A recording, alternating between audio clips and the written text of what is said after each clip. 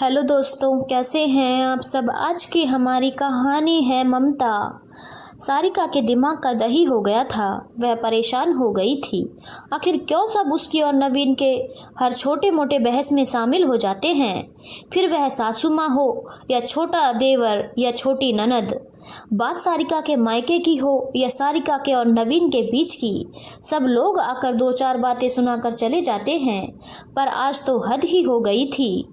आज बात सारिका की ममता की थी, उसकी कोख की थी। सासू माँ के बार बार कहने के कारण भ्रूण परीक्षण कराना पड़ा था, जबकि नवीन और सारिका नहीं चाहते थे।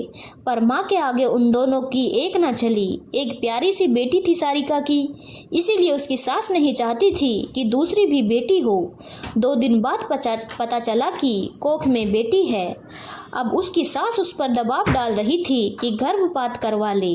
इसीलिए नवीन के ऑफिस से वापस आने पर वह रसोई में ही नवीन को माँ से बात करने के लिए कह रही थी कि तभी उसकी ननद ने सुन लिया और चिल्लाकर कहने लगी कि मेरे भाई को क्यों उकसा रही हो माँ के खिलाफ। इतने में ही माँ जी और देवर जी भी आ गए। नवीन ने माँ को समझाने की कोशिश की, पर माँ सुनने को राजी ही नहीं थी। मानो अपना फैसला सुना दिया था कि गर्भपात कराना ही होगा। और तो और देवर भी कहने लगा कि माँ गलत क्या कह रही है, भाई का भी वंश तो आगे बढ़ाना है आपको, बार बार वही बात क्यों समझ नहीं आती है। सारिका की सजल हो उठी आंखें बड़ी उम्मीद से अपने पति को देखने लगी। नवीन बिना कुछ कहे ही वहां से चला गया। पिताजी के गुजर जाने के बाद नवीन ने मन को बहुत दुख उठाते हुए देखा था, इसीलिए उसने कभी माँ का विरोध नहीं किया था। आज भी वही हुआ, पर सारिका का चेहरा उसकी आंखों के आगे घूम रहा था। नवीन भी अपनी अजन्मी बच्ची को नहीं खोना चाहता था, इसलिए आज उसने एक फैसला किया कि अब वह अपनी जिंदगी के फैसले किसी और को नहीं लेने देगा। तभी उसने सारिका को आवाज लगाई।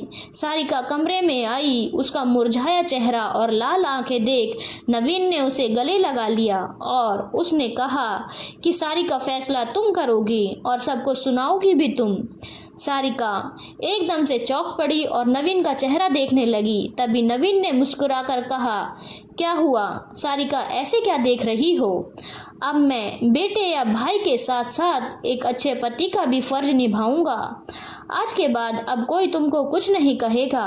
सारिका बहुत खुश हुई और थैंक यू कहते हुए नवीन के गले लग गई। सुबह जब नाश्ते की टेबल पर सारिका ने अपना फैसला सुनाया कि वह गर्भपात नहीं कराएगी और अपनी बच्ची को इस दुनिया में लेकर आएगी, तभी सासू जी को झटका लगा। वह एकदम से चिल्लाई, तू पागल हो गई है। सारिका, समझ में आ रहा है कि क्या कह रही है। एक बेटी है, मुझे मेरे बेटे का वंश बढ़ाने वाला चाहिए।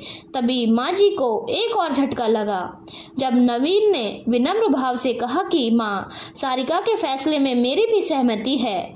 माँ, नवीन ने कहा, और आज और अभी छोटी को और रमन को अपनी भाभी को पूरी इज्जत देनी होगी।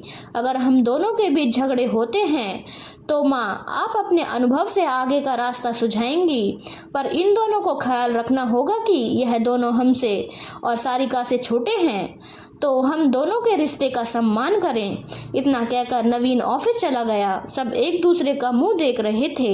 नवीन की बात मान लेने में ही सबको अपनी भलाई दिख रही थी।